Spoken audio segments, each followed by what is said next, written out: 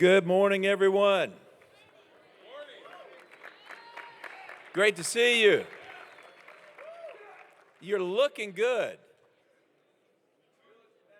And you're happy it's Friday, aren't you?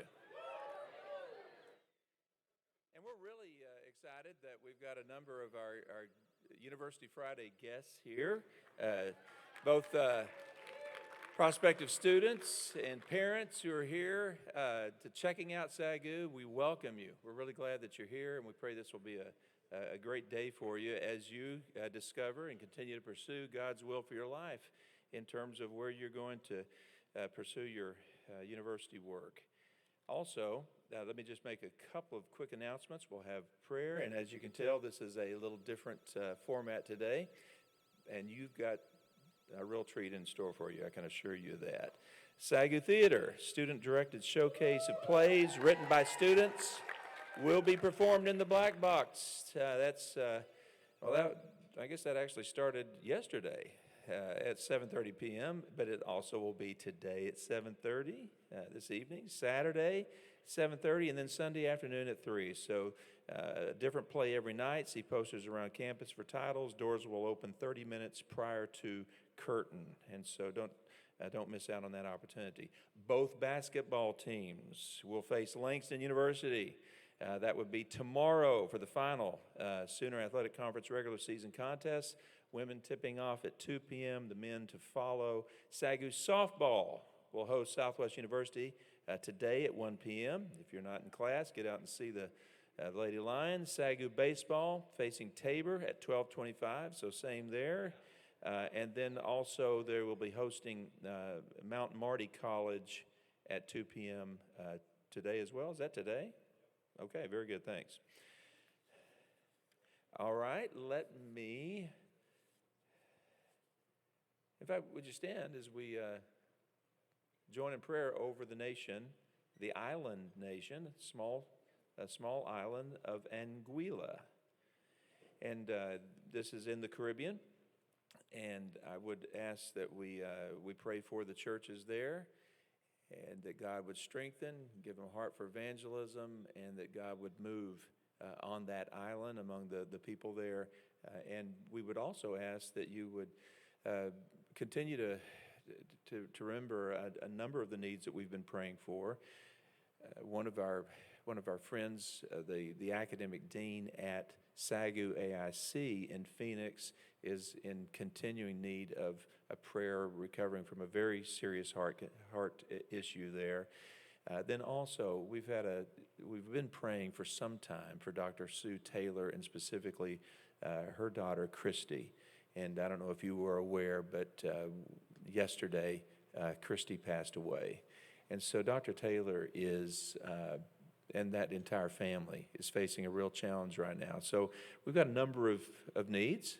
And how many of you know that God, that we have to bring our challenges, to bring our sickness, to bring our hurt, our pain to you, and we're grateful because you hear our prayers, you know what we are dealing and facing with, and we just pray, God, that you would move right now in these situations. We pray for Joe Saggio at AIC. Pray your continued healing in his life and for his wife, Nancy. We're praying, God, for emotional peace and comfort right now to dear Sue Taylor.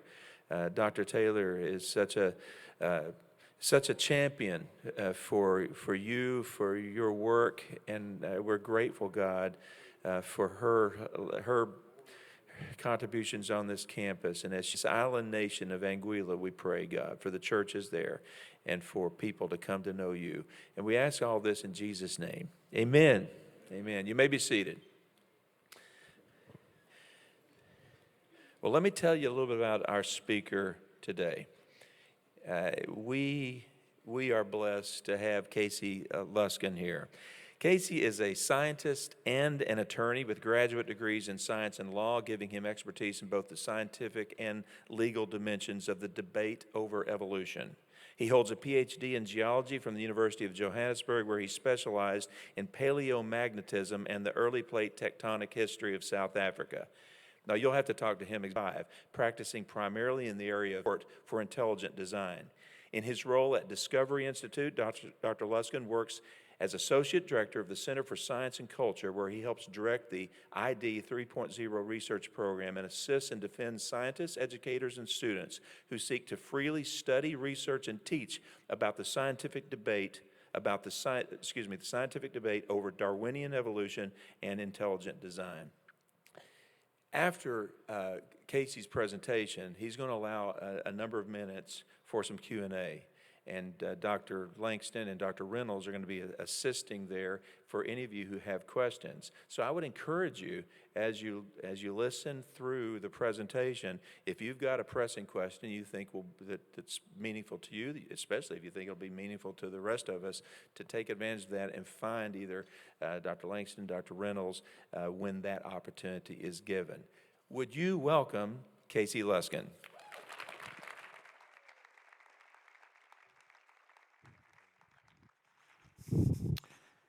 Thank you for that very kind introduction.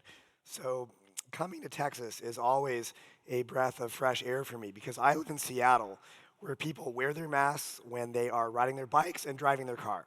So, I love coming to Texas, but I think that I've grown soft living in Seattle because last year I came here and I got COVID, and then I got here yesterday and I've now lost my voice from having a cold.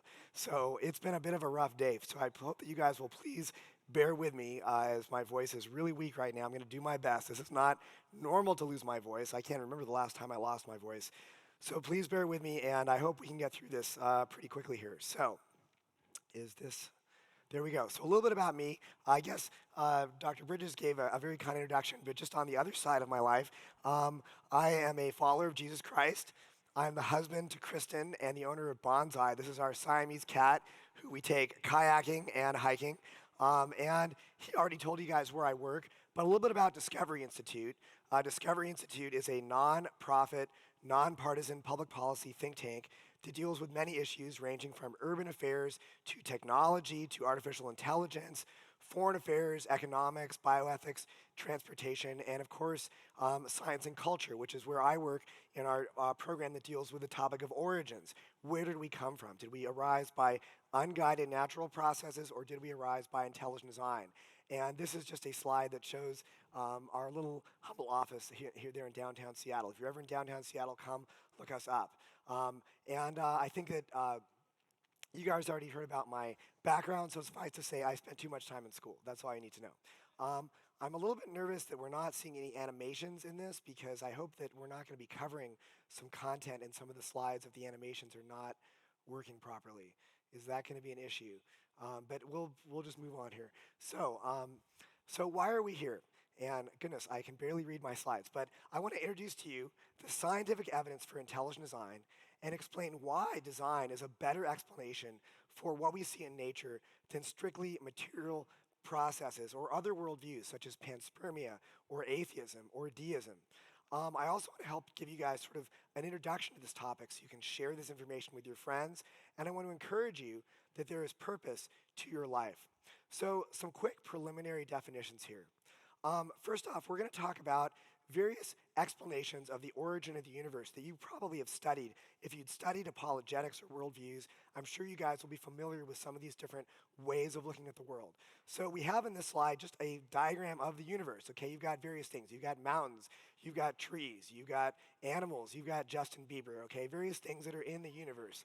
I used to use a much older version of Justin. I had to update the pictures. So, what are some of the worldviews about how we would explain the origin of the universe? Well, obviously, first of all, there's materialism or naturalism. And this basically said that there is no God. All that exists is matter and energy, and sort of blind matter and energy and purposeless natural processes created everything. And this is sort of the predominating worldview in most secular universities today, as well as, frankly, in the media and our courts, and most of the elite entities in our society would adopt a naturalistic or materialistic worldview.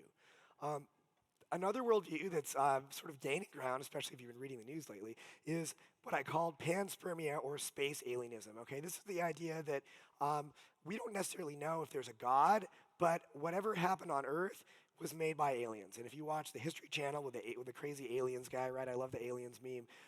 That guy's kind of a nut, but it's a very popular worldview that's out there. You probably have friends that actually believe that we might have been made by aliens. Um, Another worldview is pantheism. That's the idea that the universe is essentially equated with God, okay? This is very popular among the neo-pagans. I actually have a relative who's a neo-pagan. I went to his wedding, and he wore a cape and a pentagram and prayed to the trees and the water and the wind. But that's because basically they believe that nature is God, okay? So this would be a worldview that is also fairly popular in our society today. Then there's deism. So deism believes that there is a creator. There is a being outside the universe that made the universe. But that being does not necessarily care about us. So I think on this slide it just says peace out. So God basically, if you want to call him God, God would have made the world and then he just sort of peaced out. He's not really relevant to your life. He's not relevant to the world that we live in. And yet some people will say, well, I believe that there's something out there, but they don't have a personal relationship with that God. They would be probably best termed as a deist. Then there's theism. Theism is also belief in a God who lives and exists outside the universe and who created everything. But in this instance, this is a God who cares about us, who created life, the universe, and everything, but also is a personal God, a God you can pray to, a God who loves you, and a God who has a purpose for your life and actually cares about you. So these are sort of the different worldviews that you might encounter when trying to explain the origin of the universe. So a quick prelude. Obviously, we're sort of getting into the area of apologetics here. So why do we do apologetics, and why does this matter? Well, there's sort of two different views on the opposite ends of a spectrum when it comes to apologetics. On the one hand, you have what I call sort of the idea that through apologetics, we're able to give absolute proof of the Christian faith so that no one could have any doubt whatsoever that Christianity is true. And I think that'd be nice to live in that world. But in this world, it's very rare to have absolute proof for anything. I mean, you don't even have absolute proof that your car is going to start this morning, or you don't have absolute proof that the sun is going to shine tomorrow. It's very rare to have absolute proof for anything in this world. On the opposite end of the spectrum, there's what I call fideism. Fideism is basically a very privatized faith, a faith that says that my faith is not relevant to the world that we live in. I have no means to actually share my faith or give people reasons to believe in the faith that I call my own. And so fideism is sort of on the other end of the spectrum. It's a very privatized faith that kind of shrinks back from sharing with the world. In biblical apologetics, I would say it's somewhere in the middle of the spectrum, but it's obviously closer to the let's have proof of our faith side of the spectrum. But it says that we can give powerful reasons to defend our faith, and we do this, as 1 Peter says, with gentleness and respect, because one, it's the right thing to do, and two, we have confidence and good arguments that our faith is true. So some people will going to the opposite end of the spectrum, and then they get disillusioned. Whoop, can we go back to the slide? Because I was just looking at that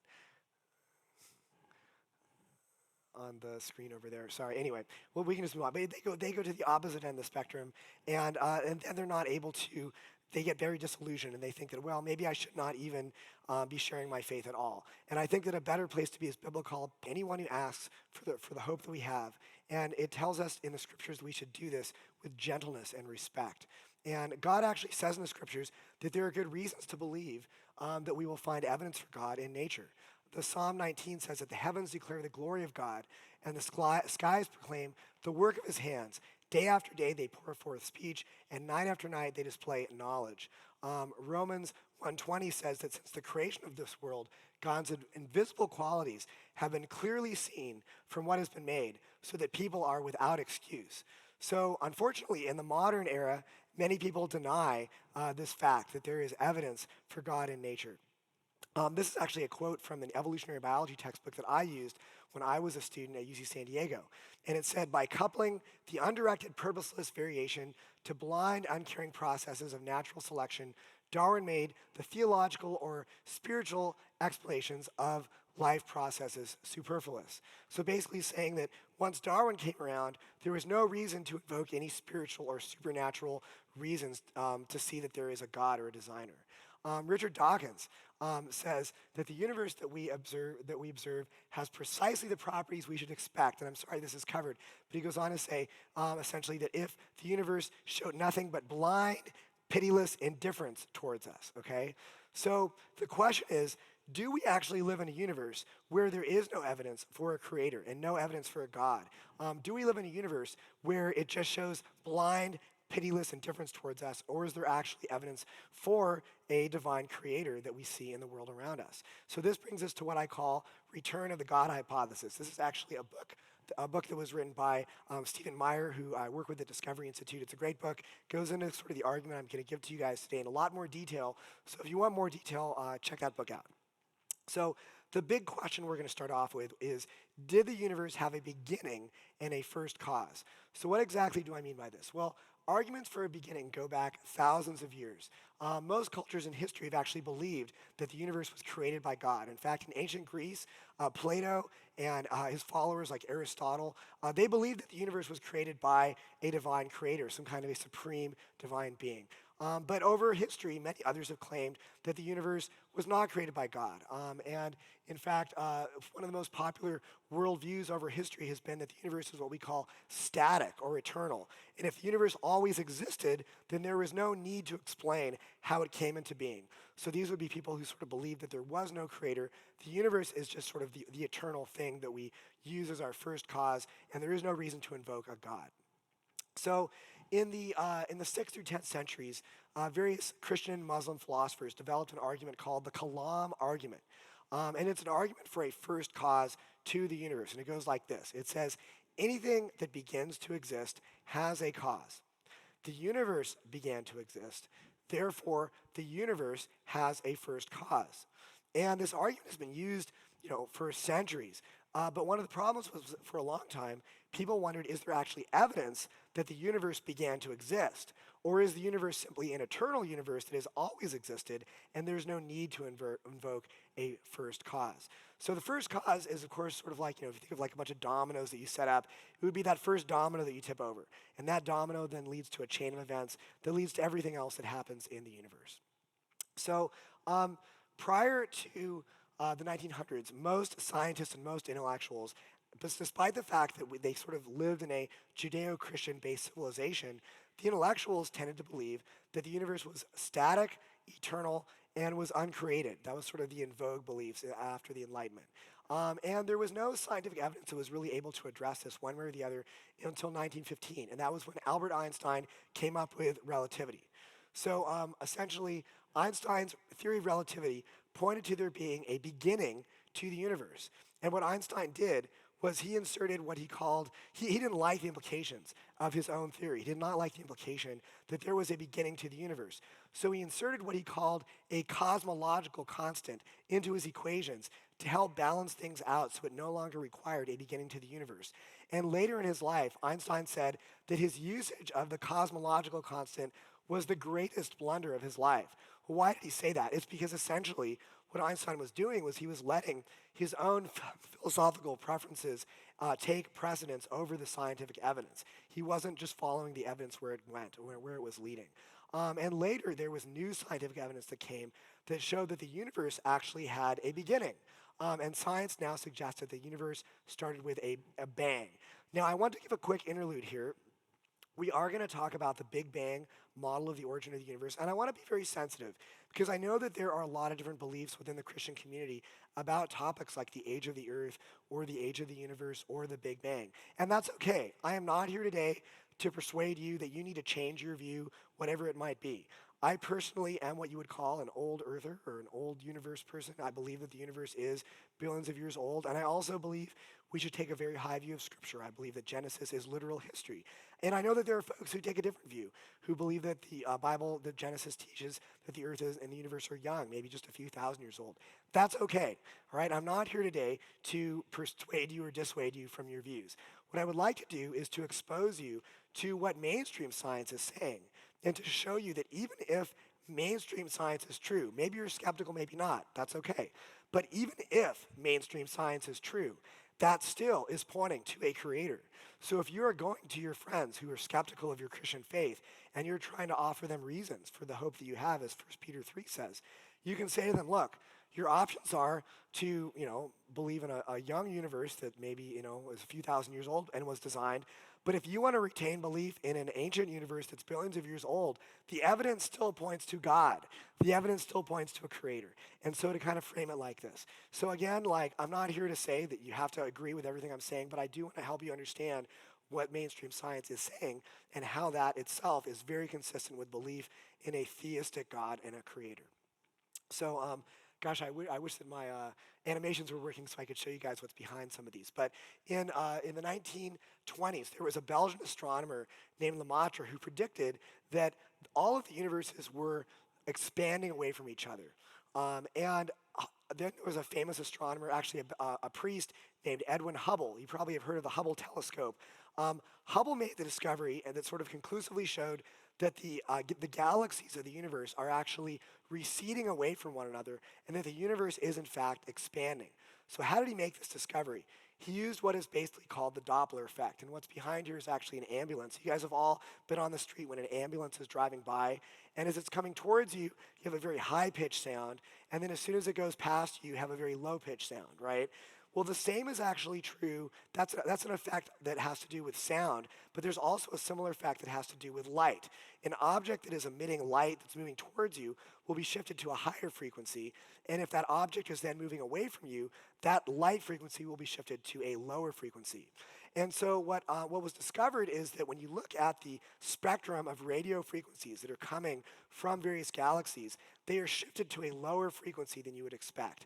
And what that suggests is that everything is moving away from one another, and it's what they called the red shift. It was a shift toward the red end of the light spectrum, which is a lower frequency. And because of this red shift, they were able to determine that all of the galaxies in the known universe seem to be moving away from each other. And that suggests that everything is expanding from some initial point where everything sort of started, and everything is now moving away from that point. So that's the idea of the red shift. And if you were to sort of rewind the expansion of the universe, you would find that the universe had a beginning. Well, that's very interesting, right? Because we're talking about the Kalam argument, and right here we're finding cosmological evidence that the universe started off in a single point in space and time and had a beginning. But not everybody was happy. Behind this is a quote from Arthur Eddington, who was a famous astronomer in the 1930s, and he said that he found the idea of the beginning to nature to be repugnant. Okay, so some people really fought the idea of a Big Bang. And then this is a quote from a physicist named Hubert Yockey, who was recounting this debate over the Big Bang, and he said that in spite of other successes of the general theory of relativity, the Big Bang, and in particular the idea that the universe had a beginning, was bitterly fought every step of the way. So essentially, people did not like the philosophical implications of the scientific evidence that they were discovering that there was a beginning to nature. People often will say, oh, well, you Christians, you guys just disregard any science you don't like. But actually, in this case, it was sort of the atheistic worldview. A beginning ended in the 1940s when a physicist named George Gamow predicted that if we did have a Big Bang beginning to the universe, there should be leftover radiation that we can detect. And in fact, this cosmic background radiation was discovered in the 1960s and then confirmed in the 1990s by NASA's Cosmic Background Explorer, or COBE, satellite. And some amazing accepted as the correct cosmological theory. That's from astrophysicist Neil Comans. Nobel laureate George Smoot said, what we have found is evidence for the birth of the universe. It's like looking at God. Time magazine, 1992, said, what does science tell us about God? I mean, pretty striking to see that on the cover of Time magazine. And this had to do with discovering this predicted cosmic background radiation in the microwave spectrum that was directly predicted by the Big Bang model. And so if the universe had a beginning, then according to the Kalam cosmological argument, there is a first cause, right? So remember that? Anything that begins to exist has a cause. The universe began to exist, and this is supported by the Big Bang model and the fact that we have the redshift showing that all the galaxies are receding from one another, and this predicted cosmic background radiation that's been detected by satellites. We have good evidence that the universe had a beginning. And if that is true, then the universe must have had a first cause, according to this argument. So this sort of resurrected this philosophical argument for the existence of God. And what I'm actually showing behind here is a screenshot of a book by a famous atheist philosopher named Anthony Flew. You guys may or may not have heard of Anthony Flew, but if you had been alive in like the 1950s or 1960s, he would have been the famous atheist, or one of the famous atheists, that would go around debating against people like C.S. Lewis. Okay, so he was a well-known spokesman for atheism. And around 2004, he looked at the evidence for design from science, and he actually shifted away from his atheistic worldview, and he became a theist. He became a believer in God. And essentially what he said is, look, this points to a beginning to the universe. This requires a creator to the universe. So, of course, again, if the universe had a beginning, that implies it had a creator, a supernatural, super powerful being outside of space and time who created everything, okay? So, getting back to those worldviews that we started at the beginning of the talk, what worldviews can explain the evidence that we're talking about right now? Okay, so first of all, we're talking about that there is a beginning to the universe. The universe had to start from some super powerful force that exists outside of space and time that basically created the universe from outside of it. Well, right there, that's going to rule out materialism and naturalism, okay? Because that means that the universe had to have some external source. But materialism and naturalism says that all that exists is matter and energy. All that exists essentially is the universe and what we see. So something super powerful has to exist outside of the universe if we can account for it, and that's going to rule out materialism and naturalism. We need to account for our universe's origin essentially through a supernatural cause. Panspermia is also never going to explain this evidence, the idea that there are aliens out there that created life on Earth. Well, okay, maybe that happened, but you can never explain the origin of the aliens unless you account for the origin of the universe. The aliens did not create the universe that they live in. Something else had to create the universe, something outside the universe. And same goes for pantheism, the idea that the universe is essentially equated with God. Again, under that worldview, all that exists is the universe, but the evidence for a beginning requires some supernatural, transcendent source outside the universe that could create the Big Bang. So we're essentially showing that three of the worldviews here could not be the correct answer. But there's more, okay? So we're still left with deism or theism. So is there a way that we can discriminate between deism and theism as the best explanation for what we see in nature? And I think that we can, because there's evidence of great care that was taken in the creation of the universe. The question essentially is, does the creator care about us, or is deism correct? And the answer is yes. Behind this is a quote from Paul Davies. Paul Davies is a famous physicist and astronomer at Arizona State University. And essentially what he's saying is that if we could play God and select values for the physical laws and constants of the universe, what we would find is that they are very precisely and finely tuned in such a manner so that life can exist on Earth. And what they have found is that if the laws and physical constants of the universe were just slightly different, then life as we know it could not exist in this universe. In fact, for many of these physical parameters that are finely tuned, we couldn't even have things like molecules or stars or galaxies, sort of very basic prerequisites for life to exist. So what I would say then is the Big Bang was not necessarily just a random or chaotic explosion. When you hear the term Big Bang, you think of a giant explosion. But I think that that's sort of a misconception. I would call it more something like a carefully orchestrated and finely tuned expansion event that was set up and controlled in the minutest detail to yield a universe friendly to life. And we're going to talk about some of these finely tuned parameters. So what do I mean when I say fine tuning? Let's unpack this a little bit.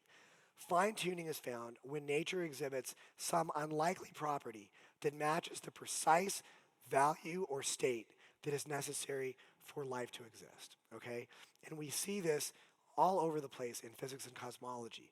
If you had a universe-creating machine where you could sort of tweak the different properties of some of the fundamental constants of the universe, things like the strength of the electromagnetic force, or the strength of gravity, or the speed of light, or the age of the universe, or comparing the mass of various fundamental particles, you would find that these fundamental laws and constants of the universe are set up very precisely so that life can exist. And if you were to change the values of these, tweak the dials on this universe-creating machine just slightly, you would not get a universe where life could exist. Let me give you guys a few examples. The strong nuclear force, one of the four fundamental forces one of the forces that holds the atom together. If it was slightly stronger, there would be no hydrogen, which is an essential element for life. But if it was slightly weaker, there would be only hydrogen, which of course is not going to give you molecules that are needed for life.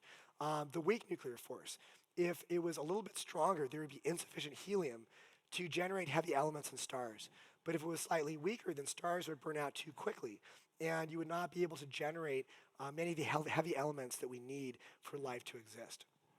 The electromagnetic force, if it was slightly weaker or slightly stronger, then atomic bonds and thus complex molecules that are needed for life could not exist. And then finally, the gravitational constant. If it was slightly stronger, stars would burn out too quickly, they would get too hot, and if it was slightly weaker, then stars would not burn at all. So just to get a universe that is habitable, as we would say, for life, you need to have these fundamental laws and constants very finely tuned. This is a quote from actually a Nobel Prize winning physicist, Charles Towne. And he said that intelligent design, as one sees it from a scientific point of view, seems to be quite real. This is a very special universe. It's remarkable that it came out just this way. If the laws of physics weren't just the way they are, we couldn't be here at all. The sun couldn't be there. The laws of gravity and nuclear laws and magnetic theory, quantum mechanics, and so on have to be just the way they are for us to be here. I think it's a very striking quote. Another quote is from Sir Fred Hoyle, who was a Cambridge University cosmologist. He actually coined the term the Big Bang. He was an atheist. He didn't like the Big Bang. He coined the term Big Bang as a derogatory term. But then as he looked at the evidence, he too had a shift in his worldview, and he came to later realize that a common sense interpretation of the data suggests that a super intellect has monkeyed with physics as well as with chemistry and biology. So we're talking about fine-tuning of an astronomical degree. Just how finely tuned do these parameters have to be? Well, this gives you a little sense. The gravitational constant has to be fine-tuned to within 1 part in 10 to the 35th power. The electromagnetic force versus the force of gravity has to be fine-tuned within 1 part in 10 to the 40th power. And the cosmological constant, which has to do with the expansion rate of the universe, has to be fine-tuned in 1 part in 10 to the 90th. You can't read what's behind this, but I'll tell you what it says. If you want to talk about the initial conditions of the universe that allows matter to exist in a state where life can exist, what am I talking about? We live on a planet. Our planet is in a solar system. Our solar system is in a galaxy, okay? So what we find in our universe is that matter is kind of clumpy, and that matter is sort of, it's hanging out together in bunches that form galaxies. But we could live in a universe where matter was so spread out so thinly that you never had galaxies or stars or planets or solar systems. And that would not be a universe friendly to life. It also might be the case that matter would be too bunched up. It would all be in one place, in which case you would have a universe full of black holes, which would also not be a place that is friendly for life to exist. So we actually live in sort of an in-between state in our universe where matter is clumpy enough but not too clumpy, sort of like a Goldilocks state of the clumpiness of matter for life to exist. And if you look at the fine-tuning of the initial entropy of the universe to yield a universe that has sort of the ability to get us galaxies and stars and planets and things like that, it has been calculated that it can house life is within 1 part in 10 raised to the power of 10 to the 123rd power. So if you were to try to write this number out, you could start writing it today and you would never finish before you die, okay? This is an incredible amount of fine-tuning.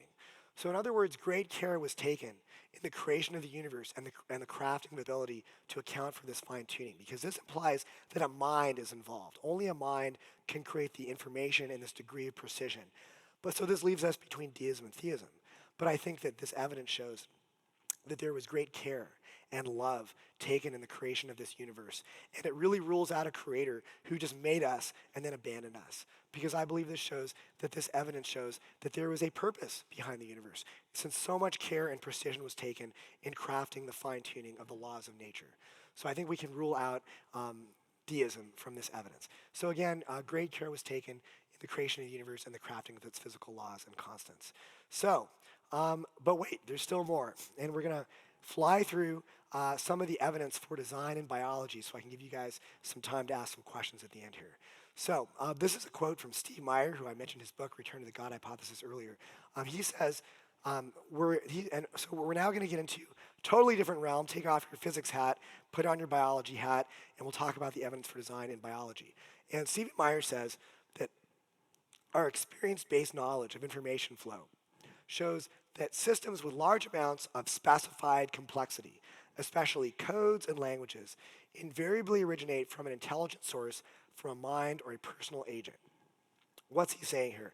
I know there's some jargony term here, and if I had more time, I promise I would unpack some of this. Unfortunately, we don't have time at the moment to get into some of the details. But what he's saying essentially is that whenever we find a code or a language, and we trace back the origin of that code or language to where it originally came from, it always traces back to a mind or a personal agent. And yet, what do we find at the very heart of life? We find a language-based code in our DNA. So let's talk about that a little bit. We're going to talk about 3 layers of design. If you could read this, it would say, number 1, that there's encoded information in our DNA.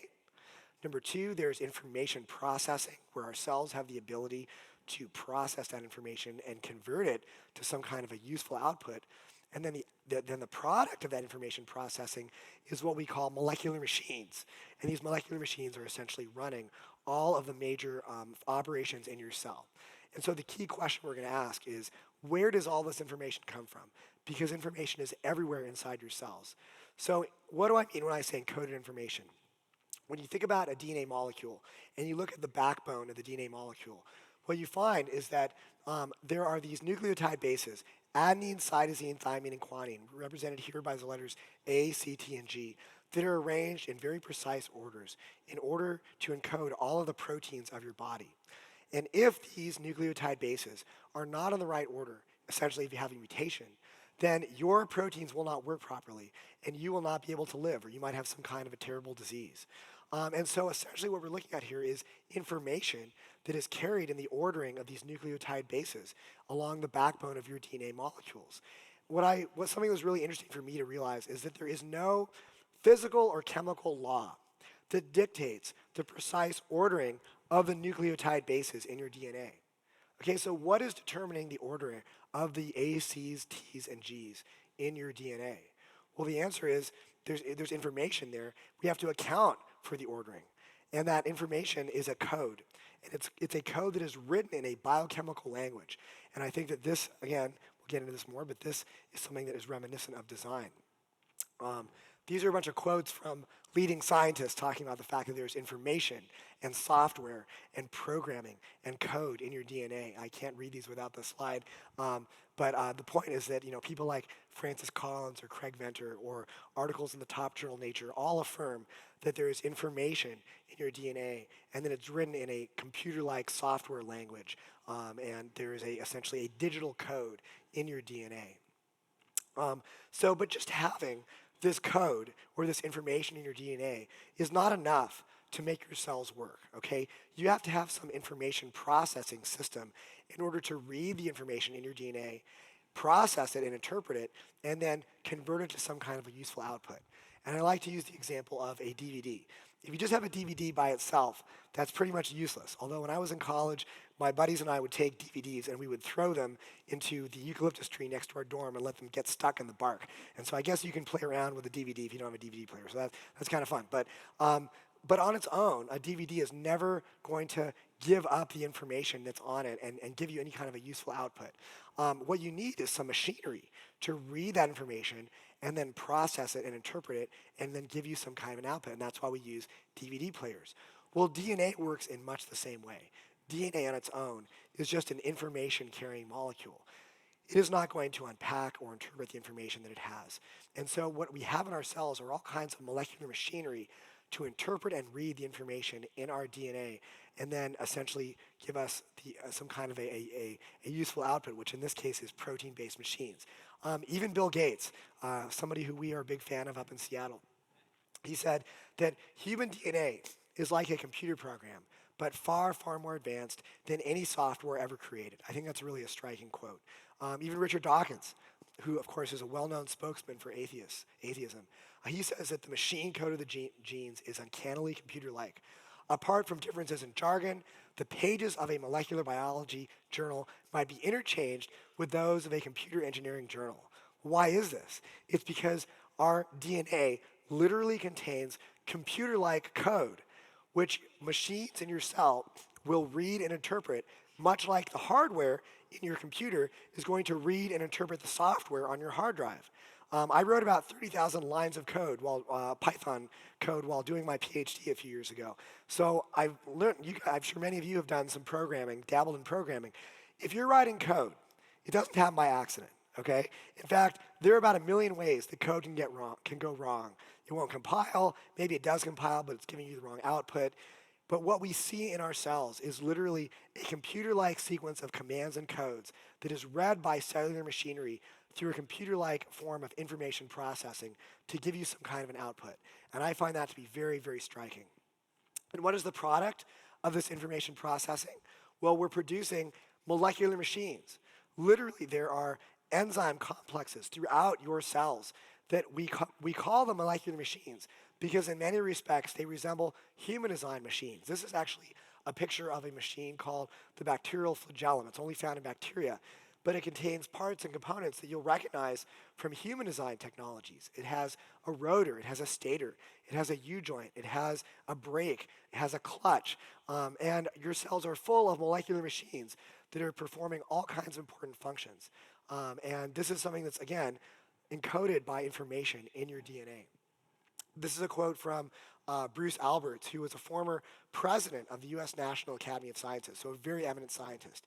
He says, the entire cell can be viewed as a factory that contains an elaborate network of interlocking assembly lines, each of which is composed of a set of large protein machines. Why do we call the large protein assemblies that underlie cell function protein machines? Precisely because, like machines invented by humans to deal efficiently with a macroscopic world, these protein assemblies contain highly coordinated moving parts. So we're talking about machines that are running your cells. I'm not saying your cell is a machine. I'm not saying you're a machine.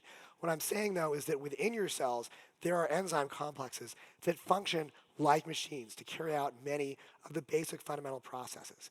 So this now leads to an important question. Where in all of our experience do things like encoded information, essentially language-based code, computer-like information processing, and machine-like structures, where do these things come from? In all of our experience, when we know the origin of language-based code, or computer-like information processing, or machine-like structures, they always trace back to intelligence. They trace back to a mind or a personal agent. So I think we also have a compelling argument for intelligent design coming from the basic findings of biology over the last 50 or 60 years. So I love this quote. This is a quote from Francis Crick. He was actually at UC San Diego, where I did my alma mater when I was a student there. But he actually was a very well-known atheist, and he was a Nobel Prize winner who co-discovered the structure of DNA.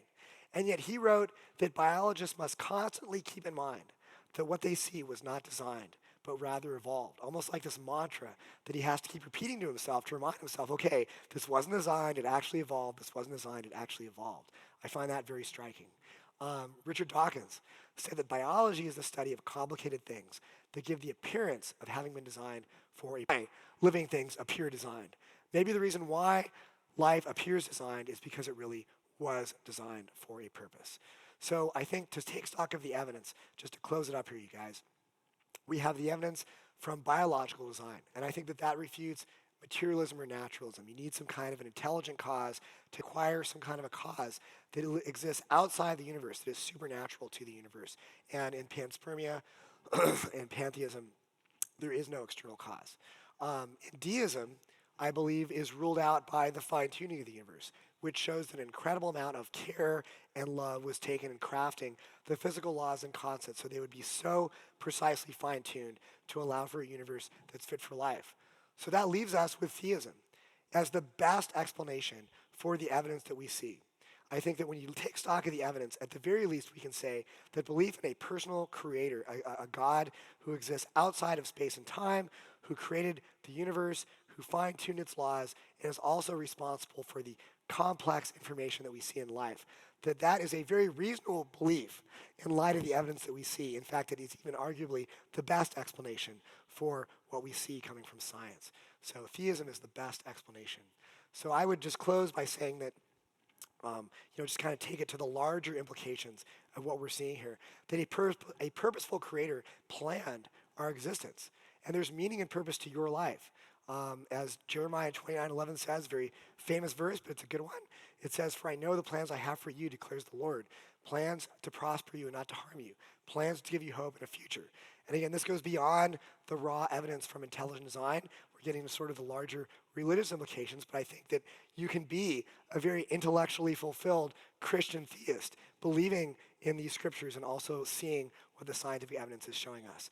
So just to close out, God wants us to live a life that's in line with his purposes. So your life has a purpose, but Jesus wants you to live a life that's in line with his purposes, as he said that we may have life to the full. So thank you very much.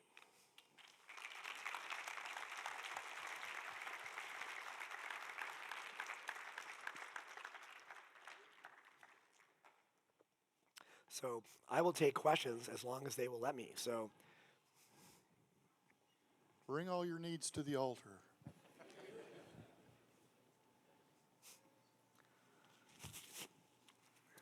To get this started, perhaps, Darwin was in the 19th century, right, when he wrote Origin of Species. Now we're in the 21st. Would you say that the massive advancement of technology is what has brought on the intelligent design argument?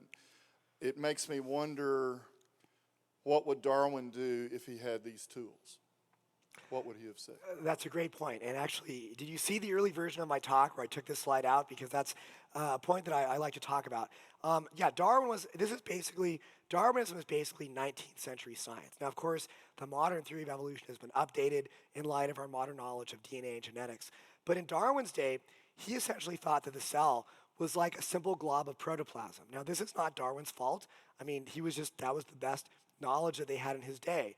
But he certainly did not have any appreciation for the complexity of the cell and the fact that it's full of language-based code that's being interpreted by these machine-like structures to create complex machines throughout our cells.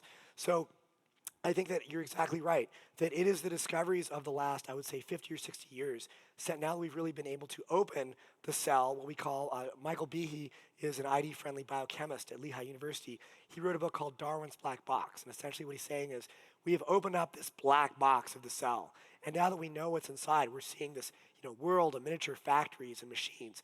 We're seeing something that Darwin could never have anticipated, and that is strikingly consistent with the design hypothesis. So, great question. Thank you. Come on up, yes.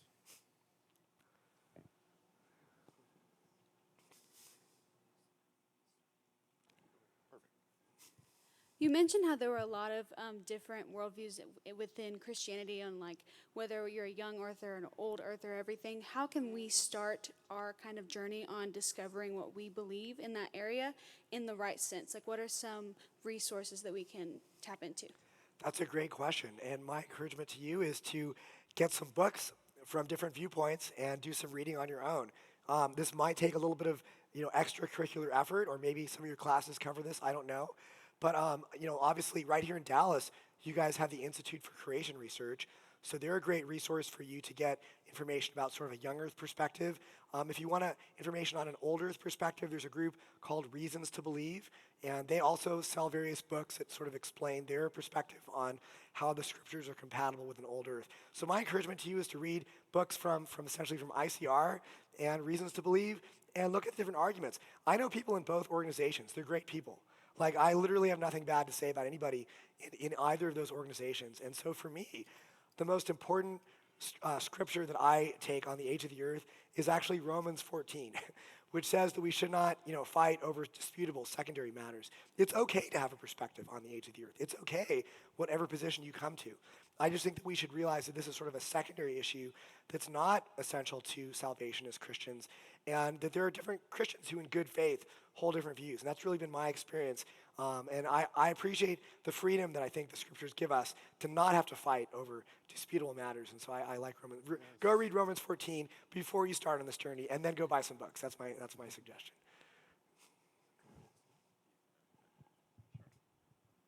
I was just curious of what your definition of faith is, because I know a lot of people say faith is just belief with no evidence? That's a very popular conception of faith. I agree with you. I would go with the definition of Hebrews, which says that faith is evidence of things not seen, okay? So we, as Paul says, in this life we see darkly. We don't see everything, okay? But yet we have evidence that there's a God, okay? So for me, faith is kind of like a rational trust, okay? And not irrational, but a rational trust. I have enough evidence from the world around me that God is real, that God is there. Okay, so that means that when it comes time for me to sort of exercise my faith muscles and say, Lord, like, I need you to help me get through this talk this morning because I have no voice, He's going to help me have faith that I can do that and that He's going to give me strength.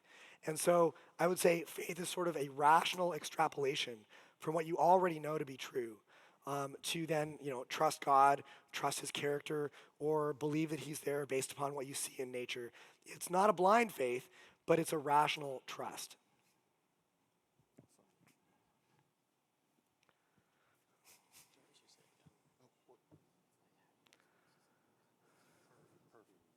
So, how can you explain this concept to someone who doesn't believe in Western science? Ooh, that's a good question. I lived in South Africa for 4.5 years. And let me tell you, there are some folks there that are very skeptical of Western ideas, and rightly so, because there's been a lot of abuses from the West through colonialism and a lot of the atrocities that have been committed in certain countries. And so, first off, I don't call it Western science, all right? I mean, I'm not coming at this saying, look, I'm a Westerner, you should believe me because I'm a Westerner. I'm coming at this, have some humility, say, look, this is what I've learned. You don't have to agree with me, all right? But I'm here to share what I've learned, and these are the reasons why. And I would take the Western stuff out of it because, the West has committed all kinds of mistakes. And frankly, science is not limited just to the West. There's people all over every country in the world does science. So it's not just a Western thing. But to be sensitive to those things for sure. There is one interesting thing though, and that is although today science is done everywhere in the world. You name the country, you name the continent, there are people there doing science. I got my PhD in a lab in South Africa with people from all over the world, all over Africa in my lab. They remain some of my best friends to this day. So I think science is a cool thing. People all over the world are doing science. But when science actually did get started, it did actually get started in Europe. And I think that that's something that actually we don't have to be ashamed of that because there are some good reasons. This has actually been a question that has really vexed historians of science. Why is it that although science is practiced everywhere today, why did it originally start off essentially in Western Europe? And what historians of science have come up with, and this is coming from secular historians of science, people at Oxford and Cambridge, leading people, what they have found is that the reason why science got started in sort of Western Europe is because of the Judeo-Christian worldview, which dominated in that culture. Basically, there was a belief in a rational universe because they believed in a rational God who created it. There are many other cultures that have come up with great ideas. The Greeks, the Chinese, believed in sort of a loving, rational creator God who created a creation that was both good, that you could trust, because God is not the author of confusion, you can trust what He's made, and also because God was separate from nature.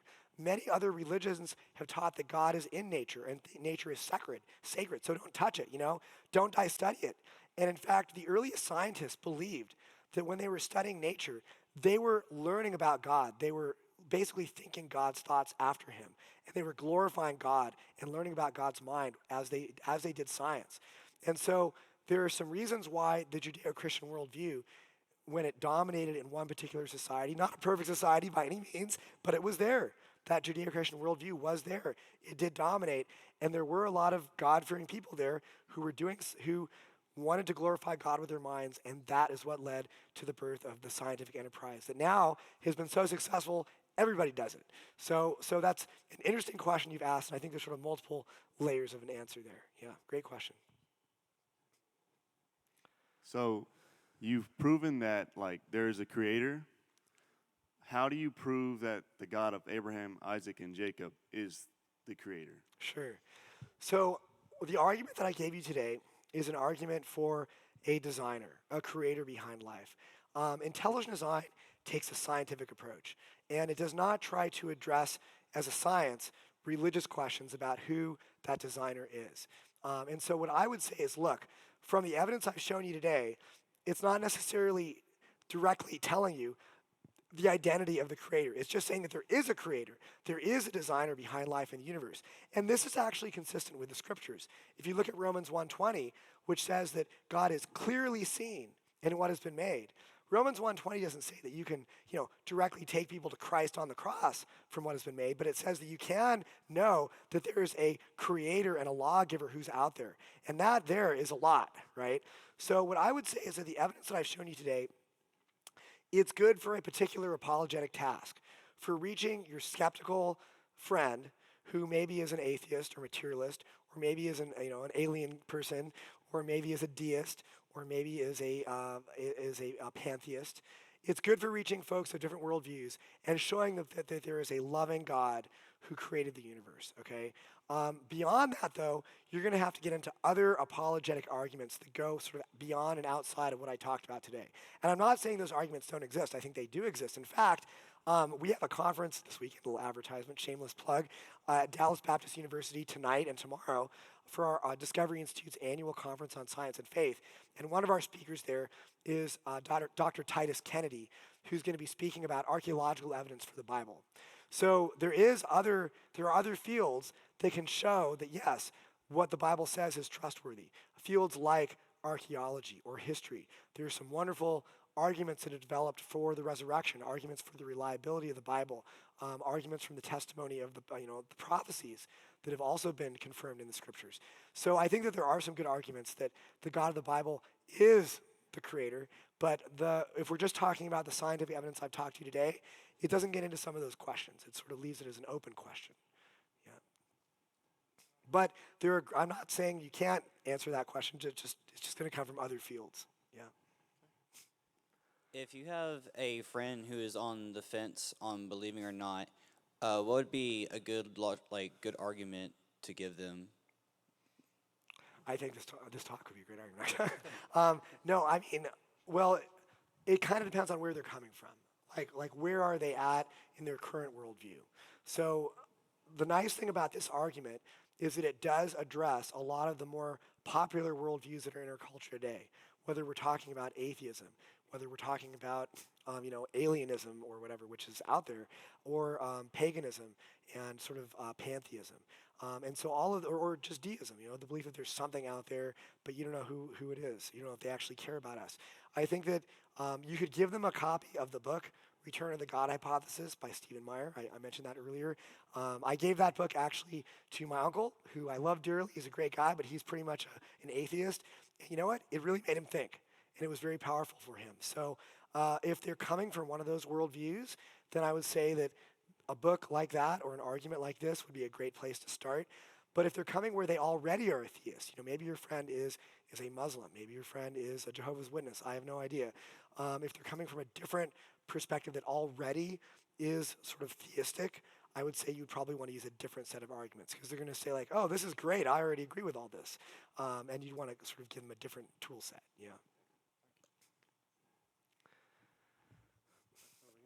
Hello. You went into how the fine-tuning the specificity and the, I guess, interpretably loving care in the creation and sustainability of the universe constitutes a remaining and present God. If I were a deist, I'm not, but if I were, I could simply ask, how does that constitute a present God if we could simply say he's so high-minded that he created a perfect and self-sustaining universe and then said, peace out? Very, very good question. And I did not get into some of this in my talk, but the fine-tuning of nature goes beyond just setting up the initial conditions that we see, say, at the Big Bang. There's also fine-tuning that we see in our solar system, in our planet Earth. In fact, at our Dallas conference last year, I gave a talk called The Design of the Earth, and that's an event, if you take the mainstream timescale, the origin of the Earth, that took place around, we'll say, 7 or 8, maybe even 9 billion years after the Big Bang. So there's evidence that there has been active design intervention in the history of the universe long after the Big Bang. And then if you want to get into the evidence for design from biology, I think that actually, and maybe I need to tweak my talk. You're raising a good point here. I think the evidence for design in biology also challenges deism because that also happened long after the Big Bang. You know, if you were talking about creating the information in DNA, according to the best estimates, the origin of life on Earth happened between 3.5, maybe 3.7 billion years ago. So, but that's, you know, again, 9, 10 billion years after the Big Bang. So I think that that's an input of information that shows that God was still involved in the history of the universe. And then, and again, I didn't get into this at all in my talk, so this could be a whole other talk actually, but the history of life shows various instances of what I would call design events throughout the history of life, not just at the origin of life, but also say at the origin of the animals, which occurred according to the mainstream timescale around 520 to 530 million years ago, an event called the Cambrian explosion, where we see nearly all of the major animal groups appearing abruptly without direct evolutionary precursors. And Steve Meyer, who I'll keep referencing him, but he wrote a book called Darwin's Doubt. I was his research assistant on that book, and so I know the book pretty well, and I'll vouch for it. But that book is about the Cambrian explosion and the case for intelligent design in the origin of animals. And that is an event that happened very, very, if you look at the whole time scale of the universe, I mean, that's happening like, you know, they like to say, okay, like the history of the universe is like a clock, you know, a 24-hour day. That happened to like probably, I'm making this up, you know, 11:15 at night, right? Like pretty close to the present. So that is showing evidence of design very late in the history of the universe. And then we see that same pattern of explosions happening throughout the history of life. We see explosions of different types of animals, like birds, like mammals. We see explosions of plants, even our own. Do you think that the Pascal wager is a good argument when talking to an atheist? Pascal's wager essentially says that, you know, if there is a God, you know, the cost of not believing in God is so great that you better believe in him because otherwise you could end up in hell, essentially, right?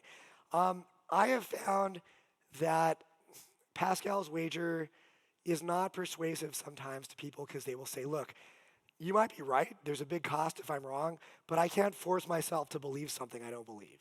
They want to see evidence. And that's okay. Like, I think God made us like that. In fact, Jesus, you know, what did he say to Thomas, right? Come and see the nails in my hands. He was merciful to Thomas. He was merciful to those who had doubts. So it's okay to be merciful and be like, hey, you know, like, yeah, you're right. There's a big cost to not believing. I get the dilemma you're in, but I also get that you can't just force yourself to believe something. So what do we got? We got evidence if that's what they want. It's not a problem. So yeah, that's a good question. Very common thing that comes up. That's great. You're a lot smarter than I am. I don't know about that. So, I reject the premise. so given like the Big Bang Theory and energies like created and not destroyed and all of that, has God like just always been, or like, cause my brain can't like grasp what was before. So if you understand what I'm trying to say there? Have you guys ever had somebody respond to you with that? A thought to have, but it really is talk about the origin of God. Our own intuition sometimes might be, well, doesn't that seem a little bit convenient? Are you just sort of by definition getting rid of the problem? You need to explain where God came from. And the more I've thought about this, the more I've realized it's not a cop-out at all. Here's why, okay? And this, I don't know if there's more questions, but this might be a good place to end. Every single worldview, whether you are an atheist or a Christian or some other kind of a theist, every single worldview has at its very bottom an uncaused cause, okay? For Christians and other theists, that uncaused cause is God, an eternal being who has always existed and was never created, so there's no need to account for God's origin. But even an atheist has to admit that their worldview also has an uncaused cause at the very beginning. For the atheist, that uncaused cause is that first domino that led to the chain of events that led to the origin and the birth of our universe. Okay, this is what atheists believe. And I remember a few years back, I was reading a book by an Oxford University chemist named Peter Atkins, who's a very famous atheist. He's almost like Richard Dawkins in the UK. He's done a lot of debating in favor of atheism. And in this book, he's writing a parody of Genesis. And he starts off and he says, in the beginning, there was a void. By chance, there was a fluctuation in the void. And then that fluctuation leads to the universe that we live in and all that. It's like, well, wait a second here. Why was there a fluctuation in the void? Why was there even a void? Okay? Like, you can't just assume a void, and you have to account for that fluctuation. All right? So they have to account for their uncaused cause. And here's why. Their uncaused cause is not, by definition, an uncaused cause like God is. Their uncaused cause, because they only believe in matter and energy, is always going to be reduced to matter and energy, just like our universe. Okay? So the difference between atheism and theism is that our uncaused cause is far more reasonable than their uncaused cause. To believe that the universe just popped into existence for no reason. They literally will argue that the universe came from nothing. Well, I have a mind-blowing fact for you. Guess what comes from nothing? Nothing. Okay, nothing comes from nothing.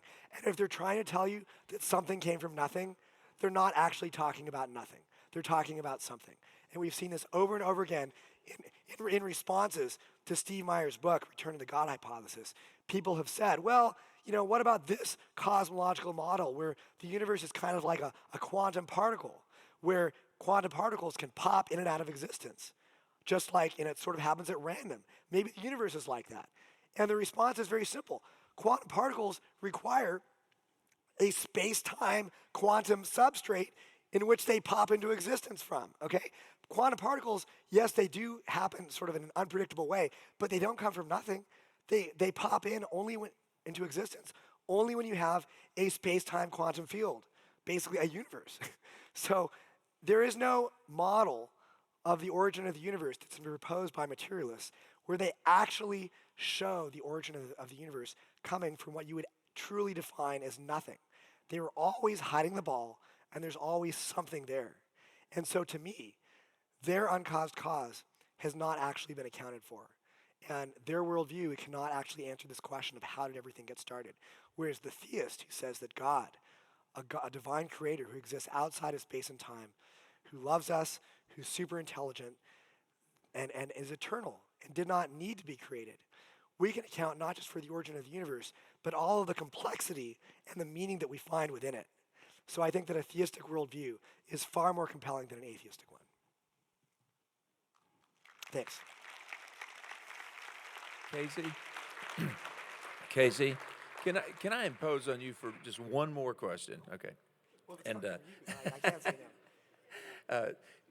of course, in our prior conversation, you indicated you have challenges with theistic evolution, and could you take just a moment just to talk about why you see that as inconsistent with Genesis 1? Because you talked about your strong support of that. I know that that'd be an entire talk, but just a few moments just to provide perspective. No problem. And I'll refer people to a book that we wrote that gets into a lot more detail.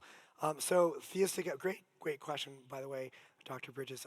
So theistic evolution is the idea that God used strictly blind evolutionary mechanisms to create all of life on Earth, okay? And this is another view that is definitely present in the Christian community. In fact, it's probably becoming more prominent. And as you go on your journey of trying to decide where you want to stand on some of these issues, you might want to read some theistic evolution materials. The main group that promotes theistic evolution is called Biologos. And, but that's a view that many of us in both the intelligent design and also in the creation, what people call the creationist community. I'm not really part of that, more from the intelligent design community. But we find a lot of problems with theistic evolution.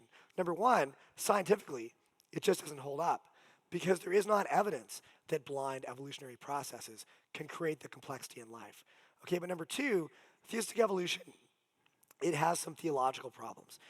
For one, by definition, according to mainstream evolutionary biology defines neo-Darwinian evolution as an unguided, unplanned, purposeless process. So if you believe that somehow God is guiding evolution, then somehow you believe that God is guiding an unguided process, okay? And in fact, Francis Collins, who is a Christian and a very prominent proponent of theistic evolution, he says in his book, The Language of God, that if you could look at the history of life, it would appear to us as if it was all random and unplanned, Okay? Well, first off, the problem is that life does not look to be random and unplanned. So his argument goes against, I believe, what science is showing us. On the other hand, that poses a theological question. How can God be in control of something and yet it essentially is random or it's unplanned? There's a tension there, and maybe they can resolve that tension. I'm not a theologian or philosopher, but there's a tension there that needs to be worked out. But when you talk about the Bible and Genesis 1, and I'm not going to get into all the details on this, but I think that the biggest problem for theistic evolutionists has been to explain the origin of humans, because I personally think the Bible makes it very clear that Adam and Eve were the first two humans and that we are all descended from Adam and Eve. But yet theistic evolution essentially claims that humanity, evolved from ape-like ancestors, and we share a common ancestor with chimpanzees that lived about 6 to 10 million years ago, and that there was no time when there was just two individuals which God made from which all humanity is descended. Okay, that is definitely not what a standard evolutionary view would say. So there's a real, I would say, direct conflict between evolutionary biology and the biblical creation story. And I think that theistic evolutionists have had a lot of trouble trying to marry the two. The good news, and this is another talk. This is actually an issue that I really enjoy, is the origin of humans. I've done a lot of writing and speaking on this. Is that the evidence does not show that we evolved from ape-like creatures. And in fact, when you look at the evidence, both the genetics and the fossil evidence, we see a distinct break between us and the apes or other creatures. And it does not show that we evolved from ape-like creatures. So I think that there is plenty of room for a biblical view that God specially created Adam and Eve as the sole progenitors of all humanity. I think that there's in no way is that challenged by the evidence. So that's where I'd leave it, yeah. Hey, has this been great or not? Got one more thing? If you want to dig into this topic of theistic evolution, the title of the book is really easy to remember. It's Theistic Evolution. You can find it on Amazon. I'm a contributor to it, as well as Steve Meyer and a number of other folks in the ID community. It's a critique of theistic evolution, but the title is Theistic Evolution. It's a thick book, but you'll get a lot out of it.